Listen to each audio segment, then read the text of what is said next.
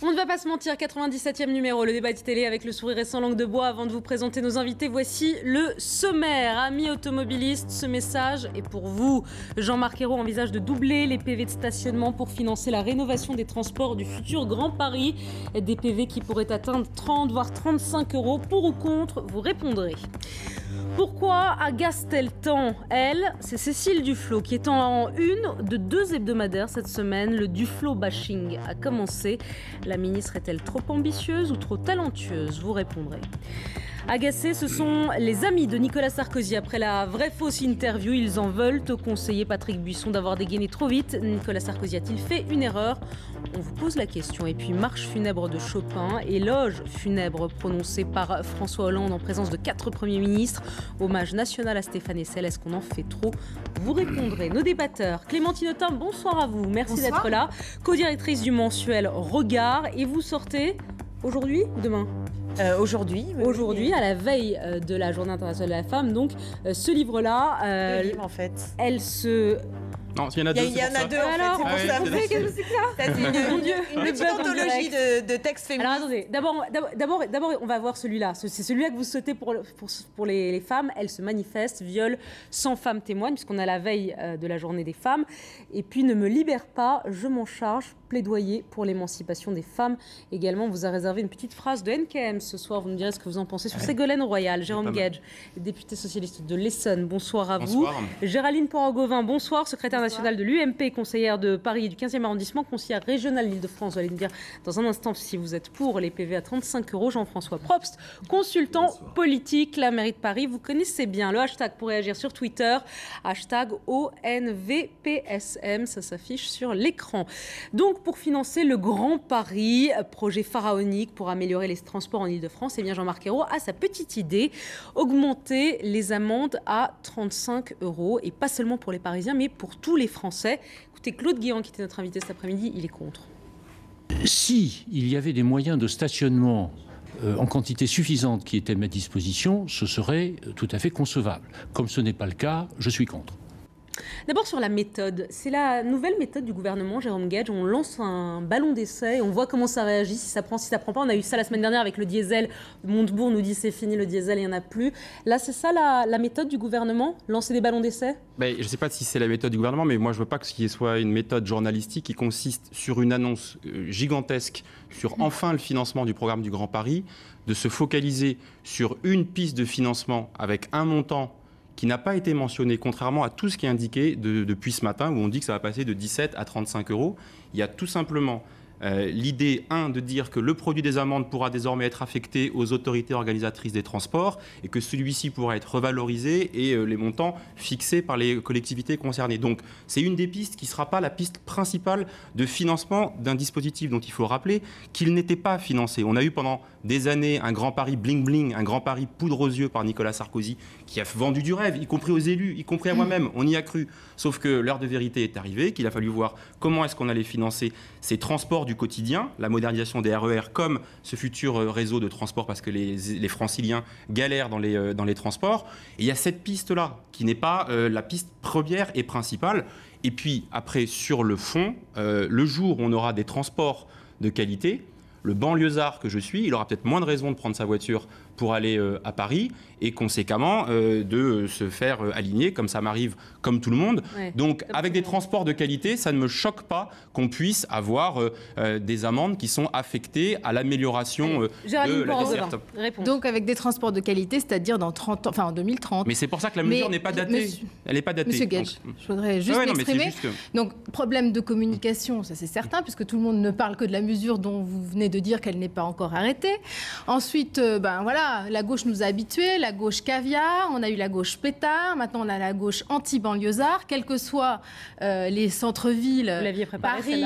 Je crois, ça sent le préparer. Ça sent pas le préparer parce que j'ai fait un discours au Conseil de Paris il y a quelques mois là-dessus, donc c'est vraiment un de mes chevaux de bataille.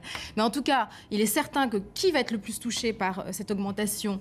Bien forcément, les gens qui prennent leur voiture, qui n'ont pas le choix, donc les classes moyennes, les gens qui vivent en banlieue, et donc donc là encore, le gouvernement va toucher les personnes qui sont les plus en difficulté.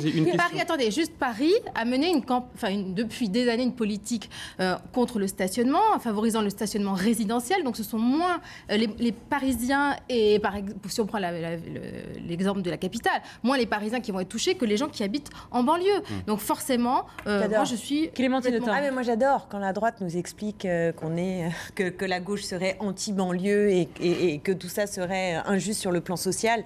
C'est quand même assez cocasse par rapport à la politique que vous avez soutenue, qui a été celle de Sarkozy et qui a au contraire accru la ségrégation sociale et les inégalités. Donc moi je suis d'accord pour le coup.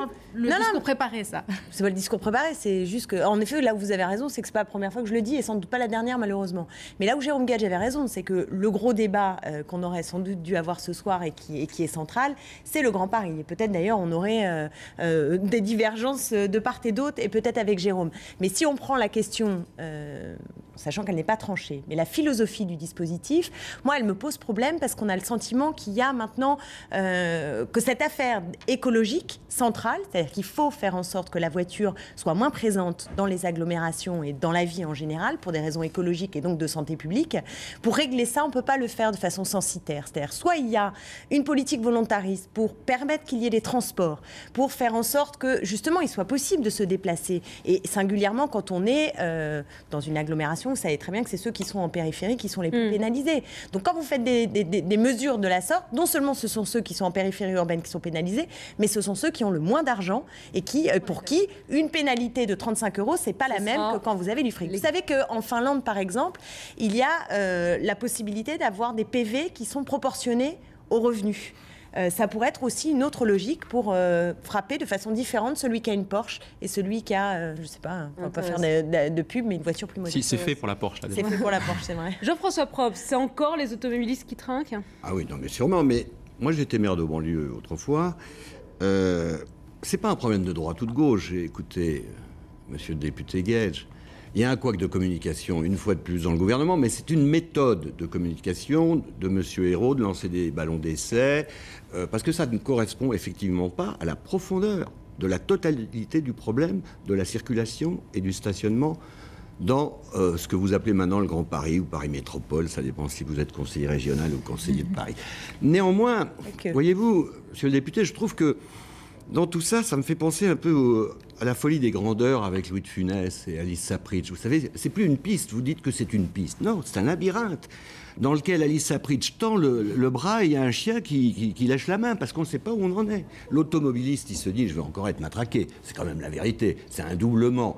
C'est une augmentation de 200% depuis 2 ans. Qui a sorti ce chiffre de doublement? Non, mais je vous demande, j'étais hier, hier à Marne-la-Vallée, j'ai entendu le Premier ministre. J'ai entendu le Premier ministre, il n'a à aucun moment mentionné, il a dit la possibilité de majorer les amendes forfaitaires pour les collectivités locales concernées. Je vais aller jusqu'au bout simplement de mon raisonnement. J'ai été 2 fois au cabinet du Premier ministre. Chirac en 74, Juppé en 95. Je sais qu'on peut faire des couacs depuis Matignon, parce que les effets d'annonce, malheureusement, ça provoque aussi des couacs chez les élus, entre les élus, ils peuvent être même de la même famille. Or, il se fait... Et je me tourne vers la conseillère de Paris, qui, je crois, est UMP. Oui, tout à fait, je sais. Bien, alors, c'est pas un problème de droite ou de gauche.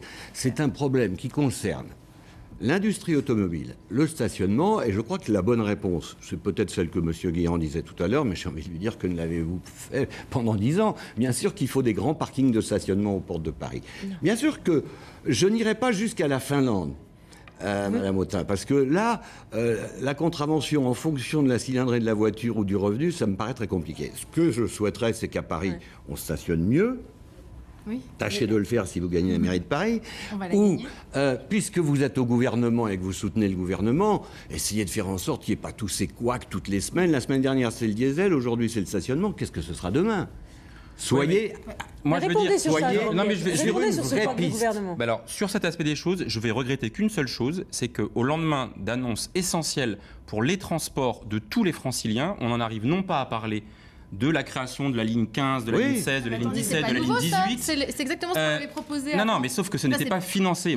C'est exactement le schéma qui résulte d'un accord entre l'État et la région qui date de 2011. Madame Duflot qui a voté contre. On va y arriver à Madame Duflot.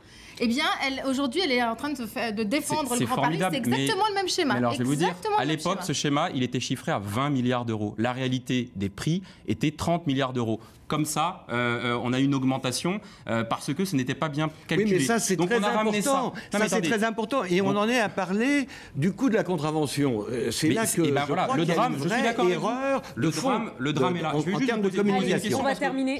Allez-y, on va passer à Madame Duflot. L'amélioration des transports du quotidien, des RER et le financement des futurs réseaux, ça commence aujourd'hui. Quelle est la décision qui a été prise par ce gouvernement? Je la revendique, c'est un amendement que j'ai déposé à l'Assemblée nationale. On a augmenté le versement transport. C'est-à-dire que pour améliorer les transports, on a sollicité les entreprises parce que c'est un élément de la productivité des salariés qui est essentiel, la qualité au travail, la diminution du stress au travail. Il est donc légitime que les entreprises puissent venir se financer. Ça, c'est fait et c'est fait dès aujourd'hui. Voilà ce qu'il faut faire.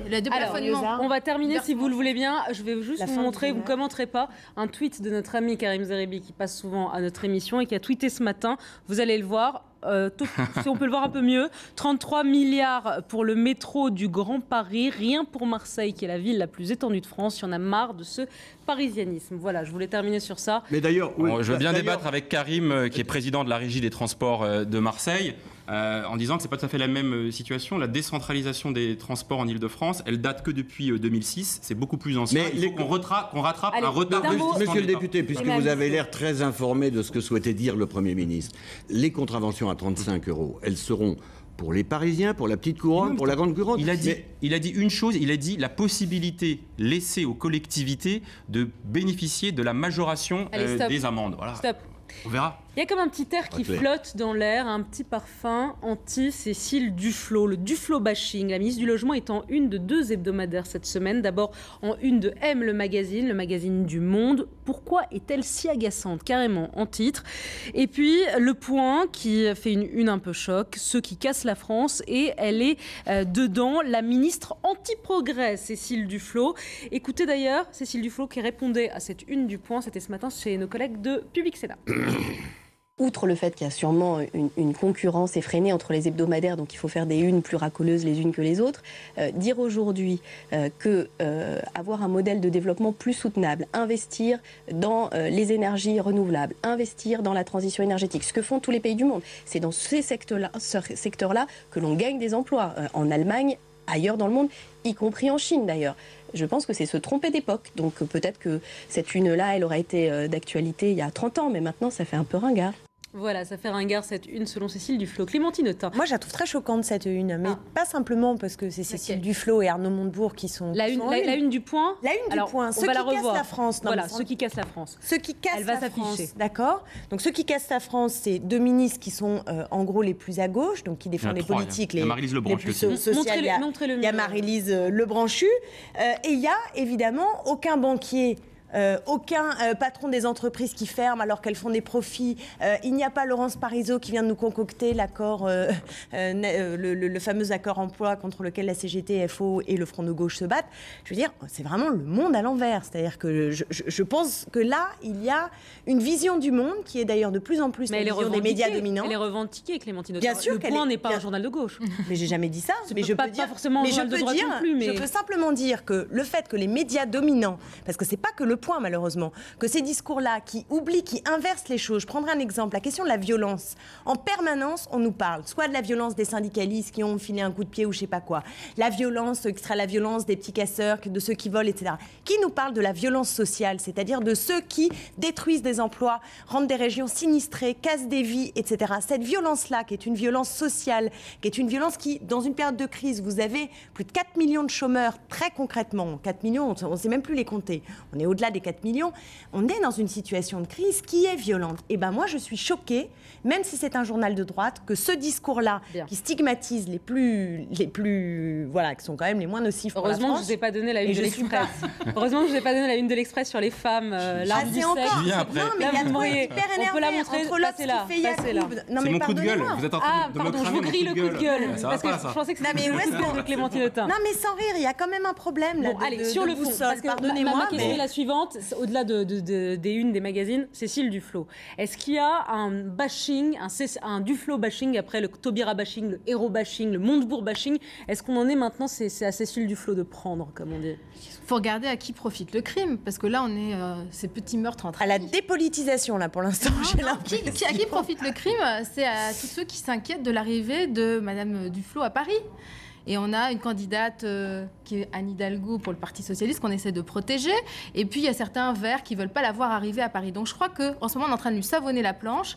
Mais c'est vraiment, pour nous, la droite, ça ne nous intéresse pas trop la situation de Madame Duflot parce que bon, les écolos... Elle vous agace ou elle vous agace pas? C'est 2% à l'élection présidentielle. Elle est ministre quand même. Oui, elle est ministre. Alors, du logement. Oui, elle est ministre du logement, entre autres. Et d'ailleurs, elle a une position assez contradictoire avec cette situation. Avant d'être membre du gouvernement, elle est constamment en train de revenir sur des positions qu'elle a pu prendre en tant que militante de son parti politique. Donc voilà, moi, elle ne m'agace pas spécialement. Je vous dis, c'est un problème qui concerne la gauche, qui concerne les négociations, les tractations à la veille des municipales. Et je pense que c'est pour ça qu'elle... Vous êtes d'accord, Jean-François Probst? Je reconnais bien les militantes du RPR, mais je reviens sur le siècle dernier. Je reviens sur la couverture du Point. Moi, je suis assez choqué aussi parce que il n'y a pas seulement des gens de gauche qui sont stigmatisés par cette couverture d'un... Non, mais vous avez quand même le patron de la CGT. Oui, j'ai compris. Ouais. Qui n'est même pas encore arrivé, qui n'a même pas encore pris complètement cette fonction. Ça ne m'a pas échappé. Alors, la vérité, c'est que ça profite plutôt, me semble-t-il, cette couverture à Madame Duflot. Et je crois que ce qui lui profite encore plus, parce qu'elle sera vraisemblablement, dit-on, candidate à la mairie de Paris, ou en tout cas d'abord dans un arrondissement de Paris. Mais ce qui lui profite le plus, ce sont plutôt les critiques que lui prodiguent ses plus proches, comme M. Placé, par exemple, ou d'autres. Moi, je vois qu'elle est ministre du Logement. Je vois que dans une campagne que vous allez entamer à Paris, dans votre histoire d'eau, Duflot, Hidalgo...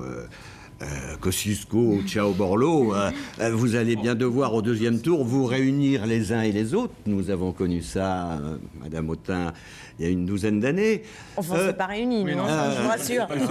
Non, mais vous avez été obligé de vous réunir avec vos amis gauche, oui, pour mettre socialistes, ce que vous n'arrivez plus à faire aujourd'hui. Mais on y reviendra plus tard. Alors, en revanche, moi je trouve que les couvertures des hebdomadaires en France finissent par être assez abjectes. Semaine après semaine, où il faut se taper du DSK, où il faut se taper des stigmatisations de gens qui ne... Je ne crois pas... Il faut vendre. Oui, mais, chère Madame Salobé, c'est peut-être la tendance actuelle du pouvoir médiatique, mais c'est pas comme ça que je conçois les choses. En tout cas, ce que je crois, c'est que pour ce qui concerne Madame Duflot, puisque vous avez parlé de Duflot bashing, moi je crois que ça lui profite. Jérôme Gage. Vous allez peut-être m'en vouloir, mais je trouve que c'est un peu le degré zéro de la vie politique et médiatique. Parce que ce que vous appelez la petite musique, le petit air de Duflot bashing, c'est un truc super microcosmique. C'est quelques éditorialistes qui, en effet, décident, et c'est successif. La une du Monde, le magazine, oui, pourquoi est-elle si agaçante? Je voudrais qu'elle repasse. C'est juste pour dire qu'il ne faut pas monter en épingle. Alors après, derrière, la une de M m'intéresse. Pourquoi est-ce qu'elle peut agacer éventuellement? Je vais vous dire pourquoi. Parce que probablement, c'est une des ministres très talentueuses de ce gouvernement. Dans un contexte difficile, elle arrive à tenir son orientation politique, d'être fidèle à la ligne qui est celle de sa formation politique, et en même temps d'arriver à dépatouiller des situations compliquées. Je vais prendre qu'un seul exemple, on en a parlé tout à l'heure. Le dossier du Grand Paris, c'est le Premier ministre et Cécile Duflot qui arrivent à sortir une solution qui était franchement pas gagnée quand on est arrivé aux responsabilités il y a moins d'un an, parce qu'on avait un métro qui n'était pas financé et des collectivités. Oui, justement. Eh ben, regardez, elle est talentueuse. Elle a été capable justement d'éventuellement de s'extraire d'une position de parti pour porter la position du gouvernement et de réussir à faire atterrir. C'est le métro de Nicolas Sarkozy qui va être. Si vous vous endormez le soir avec la berceuse que Nicolas Sarkozy a été l'homme providentiel. On va parler de Nicolas Sarkozy, mais voilà, je pense que dans un pays qui aspirait à un renouvellement de la pratique politique, d'avoir une ministre verte, jeune, qui est convaincante dans sa manière de travailler, qui produit les compromis nécessaires. Et je ne veux pas dire que c'est facile d'être dans un gouvernement avec lesquels on n'est pas toujours d'accord sur Notre-Dame-des-Landes ou sur quelques autres dossiers. Ou sur le nucléaire. Elle produit le nucléaire, pour moi, c'est utile. le gaz de schiste. Mais c'est la différence qu'on a, Clémentine. Moi, je pense qu'on est plus utile dans le cockpit qu'à l'extérieur. Ça dépend des moments. Dans la période, on est plus utile ainsi. Ça dépend des moments. Moi, je ne suis pas d'accord avec ça. Ça dépend des moments, ça dépend du rapport de force, ça dépend pour faire quoi. Et en l'occurrence, je suis désolée, mais les écolos, les couleuvres qu'ils avalent depuis qu'ils sont au gouvernement, en contrepartie de quoi sur le plan écologique, dans le cadre d'une politique d'austérité et d'un président de la République qui, je suis désolée, n'a pas la fibre écolo. Moi, je ne trouve pas sur la fiscalité écologique ou sur la transition énergétique. J'ai compris qu'elle a dit que ce serait les juges de paix à l'automne prochain. Il n'y a pas de changement de modèle de développement, il n'y a pas de transition écologique engagée par ce gouvernement. Ça n'est pas vrai. D'un mot, elle parle de modèle de civilisation. D'un mot, Madame Autain. Là, en ce qui concerne Madame Duflot, il s'agit du portefeuille du logement. Excusez-moi de vous dire, monsieur le député, que ceux qui cherchent un logement en Ile-de-France en ce moment ne s'y retrouvent pas dans cette politique. Vous croyez qu'en 6 mois, elle a changé? Mais attendez, moi je peux vous dire que la différence, c'est son engagement sur le logement. Prévisions budgétaires, vous n'êtes pas sans les ignorer. On va passer à Sarkozy si vous le voulez bien, mais avant, comme on parlait des femmes, demain la Journée internationale des femmes, je veux vous faire réagir sur cette petite phrase de Nathalie Kosciusko-Morizet qui sera à lire dans le Parisien magazine de ce week-end, je crois, qui fait déjà beaucoup parler sur Twitter. Ségolène Royal, elle en est à attendre que son ex la nomme quelque part. C'est très rude. Réaction, Madame Autain. Non, là, voilà, c'est l'éternel vernis féministe de Kosciusko-Morizet qui, encore une fois, qui s'est craquelé. Ça se craquelle. Non, on ne peut pas dire ça. D'abord, je pense que Ségolène Royal, je ne suis pas une fervente admiratrice ni un soutien de la première heure, c'est le moins qu'on puisse dire, mais je pense qu'elle mérite d'être respectée pour son parcours de femme et dans ce qu'elle a... Voilà, elle a essayé quelque chose, elle a essuyé beaucoup de plâtre aussi. Et je trouve que c'est raide ce qu'elle a enquillé depuis un certain nombre d'années. Donc elle a sa légitimité. Géraldine, oui, mais je suis entièrement d'accord. Je suis entièrement d'accord avec vous et je ne vais pas venir au secours de NKM sur ce coup-là, parce que c'est pour ça d'ailleurs que je soutiens Pierre-Yves Bournazel aux primaires à Paris, parce que ça, je suis entièrement pas d'accord. Aujourd'hui, j'en ai 4 quand même. J'en ai 4. Non, mais je suis entièrement. Non, mais franchement, je suis. Allez, je monsieur Prof, d'un mot et puis ensuite je vous donne la parole. Restons-en non seulement à la journée de la femme demain, mais effectivement. Des femmes. Internationales. Bon, international. C'est pas ridicule. Si vous le souhaitez. En tout cas, dans ce que vient de dire Géraldine, il y a quelque chose qui nous interpelle à tous. Ségolène Royal, elle est présidente de Poitou-Charentes. Elle a fait une campagne fantastique en 2007. Je crois que Madame Coco n'a pas le droit de dire ce qu'elle vient de dire. C'est ridicule. On y va. Mais c'est même plus grave. Quand même, j'ai le droit un peu de la tarter. Elle a vraiment là la révélation du fond réac, bourgeois et conservateur de Nathalie Kosciusko-Morizet qui veut se draper dans des habits de modernité et de bobitude. C'est fait. Elle n'est que le produit d'un système. Elle est de votre département. Elle était maire dans mon département, mais elle fait un abandon de poste. Elle va de Longjumeau au Parigot. Mais elle n'y sera pas à Paris. Gardez des munitions pour Nicolas Sarkozy. Il semblerait que certains amis et certains conseillers de Nicolas Sarkozy soient furieux aujourd'hui. Ils ne digèrent pas la fameuse vraie-fausse interview, les propos rapportés dans Valeurs Actuelles. Ils pensent que c'était pas le bon timing et ils accusent Patrick Buisson. On va en parler dans un instant, mais d'abord deux réactions, Claude Guéant et NKM.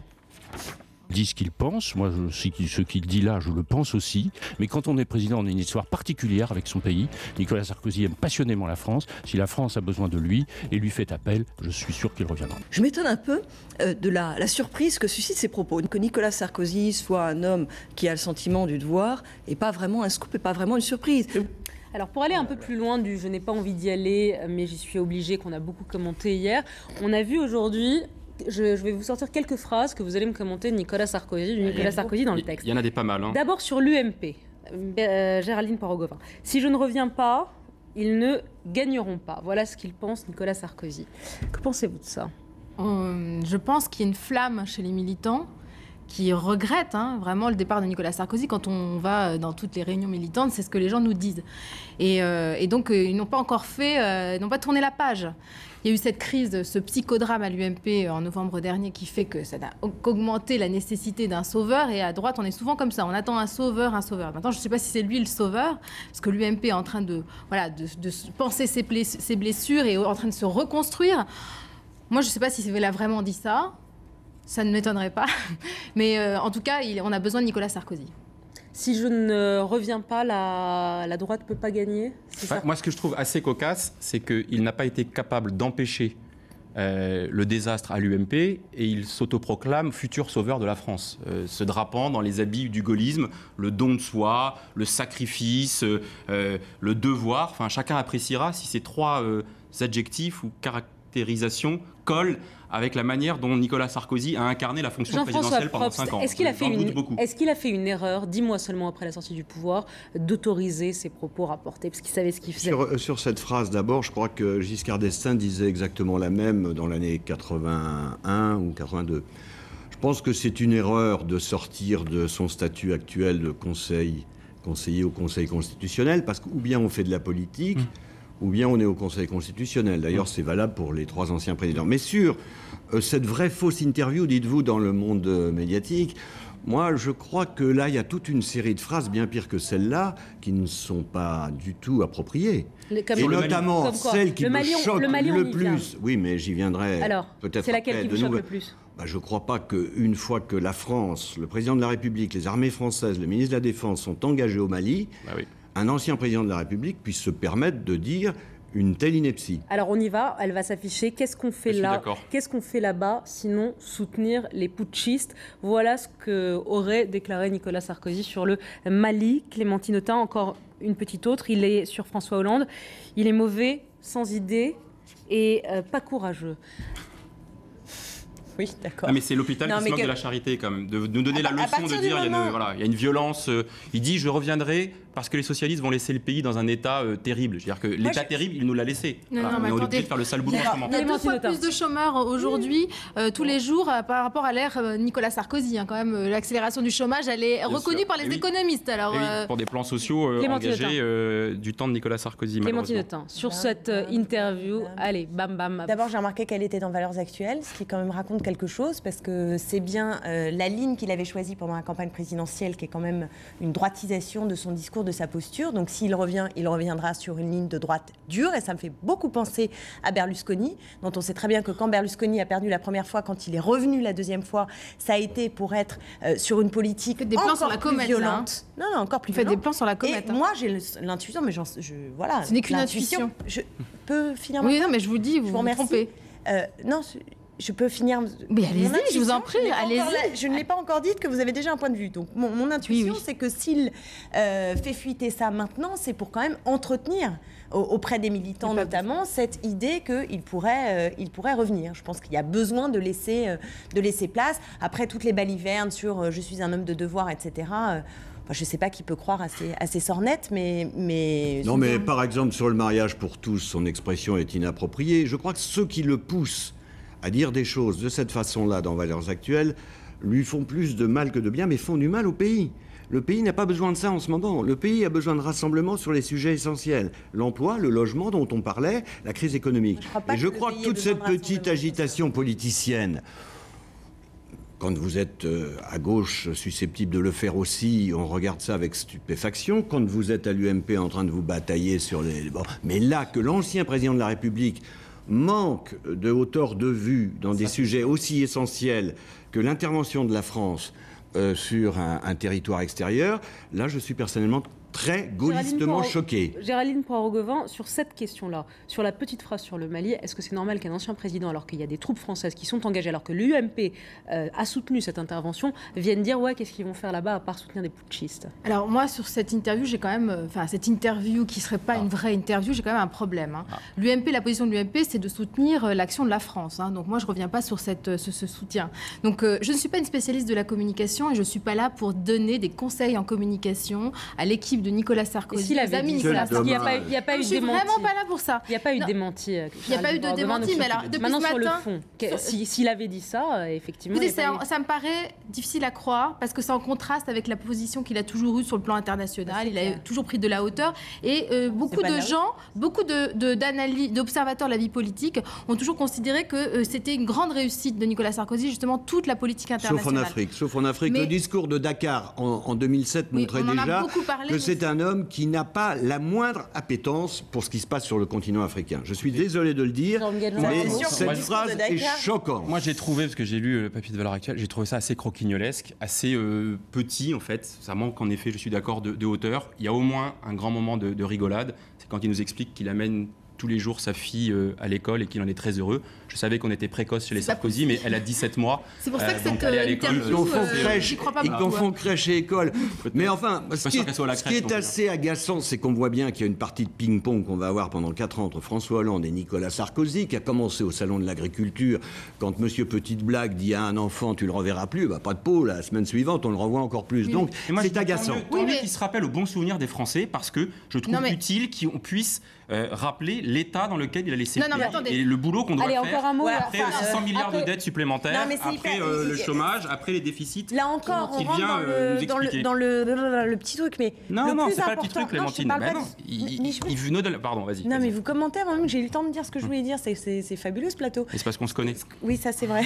Mais vous êtes merveilleux les gauches, vous êtes inoubliables.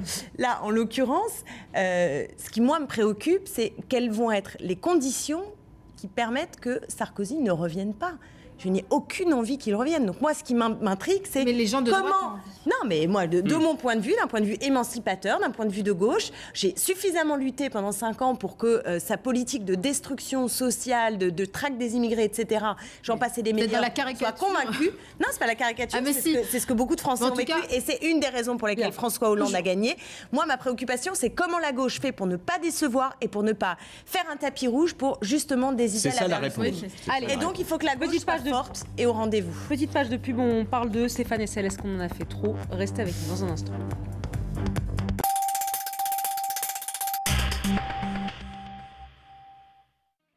Réservez votre matériel de ski en ligne sur ski7.com. Ski7, c'est 800 magasins au pied des pistes, partout en montagne.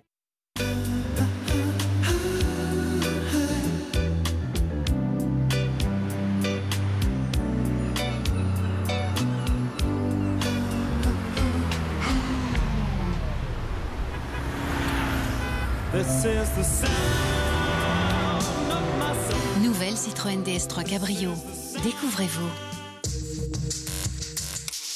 En ce moment, découvrez nouvelle Citroën DS3 Cabrio à partir de 219 € par mois, entretien 4 ans inclus.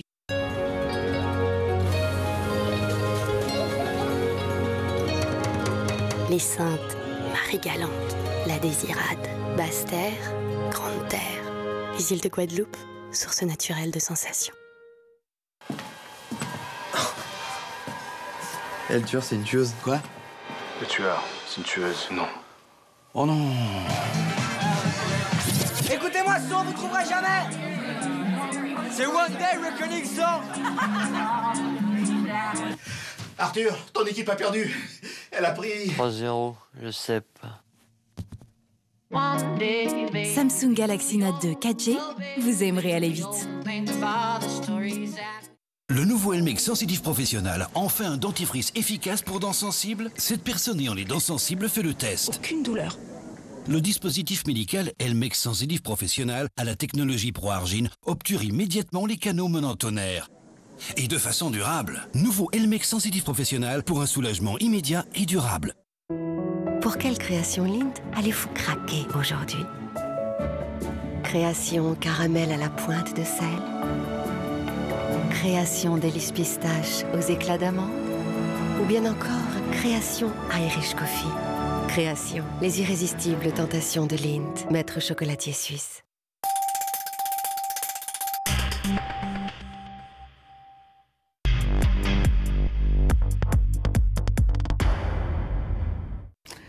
On ne va pas se mentir, troisième et dernière partie, on va parler de Stéphane Hessel. Stéphane Hessel était un homme libre, libre de ses choix, libre de ses engagements, libre de sa vie. Voilà ce qu'a dit François Hollande aujourd'hui, qui a prononcé l'éloge funèbre dans la cour des Invalides, à la mémoire donc de ce résistant intellectuel, humaniste, âgé de 95 ans. Une question rapide, la même à tous les quatre. Est-ce qu'on en fait trop? Est-ce qu'on en a fait trop sur Stéphane Hessel, sachant qu'il y en a qui voudraient le voir au Panthéon. Jean-François Probst. Moi, j'ai eu la chance de voyager 5 heures d'affilée sur un long courrier à côté de ce grand homme, un homme de liberté. Et il a défendu les droits de l'homme et surtout, il a beaucoup combattu dans le passé pour le développement dans les pays pauvres. Et il a eu des positions sur Israël et la Palestine qui étaient osées. Et de ce point de vue, je crois qu'on n'en fait pas trop. C'est un grand homme et il méritait l'hommage national. Jérôme Gage. Incontestablement, c'est un personnage qui a marqué la deuxième moitié du XXe siècle. Un grand succès éditorial ces dernières années, qui m'intéresse moins d'ailleurs sur le livre Indignez-vous que dans celui Engagez-vous, parce qu'il a peut-être redonné de l'appétence et du goût pour l'engagement collectif et pour l'engagement public. Donc en ce sens, c'est un personnage du XXe siècle. Après, comme d'autres, on peut parfois regretter le caractère un peu sélectif de ces indignations. Il y a des choix qui peuvent être faits. Vous parliez d'Israël et de la Palestine, je le dis en toute simplicité. On n'était pas obligé pour mieux pointer l'occupation israélienne en Palestine, de dire que l'occupation nazie en France était douce, lui pouvait sûrement, gentillette. Lui pouvait sûrement parler de ces choses-là, plus que moi. Je trouve qu'il avait par moments une forme de naïveté et de simplification qui était un petit peu réductrice, mais pour autant, je ne veux pas, moi, aboyer avec les loups de ceux qui considèrent qu'on en fait trop. Il a marqué, mais il faut prendre comme tout homme, sans manichéisme, avec la part de subtilité d'un personnage. Voilà. Oui, comme tout le monde, j'admire le résistant. Moi, j'admire le militant pro-palestinien ces derniers temps. On peut le faire sans tomber dans cette caricature qu'il a exprimée. Voilà. Je n'estime pas qu'il était dans la caricature. J'estime que justement, il était pour le coup vraiment un homme engagé dans sa sincérité, dans un combat qui n'était pas facile, qui n'est pas majoritaire, en tout cas qui ne fait pas partie de l'idéologie dominante aujourd'hui. Donc il l'a fait avec talent. Maintenant, je reste assez sceptique sur l'ampleur de l'hommage et par rapport à ce qu'il laissera comme trace dans l'histoire. Ça peut être un homme tout à fait admirable. Il a fait ce petit livre Indignez-vous qui a été un mot d'ordre. De là à dire qu'il a réellement laissé une trace dans l'histoire, je suis plus sceptique. Et quitte à faire entrer des gens au Panthéon, on est le 8 mars, franchement, il faudrait vraiment qu'il y ait un certain nombre de femmes qui rentrent parce que vous savez qu'il n'y en a que 2 et que ça commence vraiment à bien faire cette affaire. Tout à fait. Je peux être souvent d'accord avec Clémentine Autain, mais sur ce dernier point, je suis entièrement d'accord avec elle. Je crois que la gauche cherche aussi des icônes. Je crois que Hollande ne fait pas rêver. Donc, quand on voit ces images de jeunes qui vont mettre des bougies, se recueillir, etc., ça fait presque... C'est très étonnant. Donc, effectivement, je ne vais pas rajouter à tout ce qui a été dit sur l'hommage, mais le faire entrer au Panthéon, je pense que d'ailleurs, la pétition, elle ne fonctionne pas très bien. Je crois qu'il n'y a pas tant de signatures que ça. Et donc, voilà. Donc, il faut comprendre de quoi et le nom, à mon avis, dans notre période. On en reparlera. On en reparlera, je pense. Jour. Il reste 1 minute 10 secondes chacun pour vos coups de gueule ou vos coups de cœur. Aujourd'hui, j'ai du mal. Géraldine Porogovin. Alors moi, c'est un coup de gueule contre toutes les larmes de crocodile qui vont pleuvoir demain sur la journée de la femme, avec toutes les propositions qu'on va nous ressortir. La journée des femmes, on va nous ressortir des tas de propositions et puis pendant 1 an, il ne va rien se passer. Donc moi, j'en ai assez. Il faut vraiment action. Jérôme Gage. J'étais un peu sur le même ordre d'idées et notamment sur l'exploitation marketing de la journée de la femme. On a vu tout un tas de marques considérer que le 8 mars, c'était la journée des femmes dans laquelle il fallait leur offrir du vernis à ongles quand elles allaient faire des courses ou une réduction. J'ai vu un match, le Stade Rennais a fait une pub hallucinante, si vous la voyez, où il y a une réduction 5 € la place et c'était « Venez vibrer avec nous » et la pub, c'était, vous savez, un petit canard sextoy. J'ai trouvé qu'on était là dans la quintessence du sexisme. Jean-François Probst, votre coup de gueule. Moi, le 8 mars, c'est mon anniversaire. Alors, je vais me payer un coup de gueule différent. J'ai trouvé que le fiasco du voyage du gouvernement français, du président de la République à Moscou, n'a pas été assez souligné par tous ces magazines qui nous parlent de tas de choses. Mais je crois que le franco-russe ne va pas bien du tout. Allez, 10 secondes, Clémentine Autain. En 10 secondes. Alors, c'est un coup de cœur. Il faut aller voir No, qui est un film sur le référendum qui a permis à Pinochet d'être mis dehors. Et c'est une réflexion sur comment faire passer des idées, justement, de contestation. C'est vachement chouette, c'est très intéressant, c'est complexe. Et moi, j'ai trouvé que c'était vraiment bien fait. Et voilà, il faut aller le voir. No, donc, merci à tous les 4 d'avoir participé à cette émission. Tout de suite, la grande édition. Maya Loquet, Olivier Galzi. Très bonne soirée sur ITV.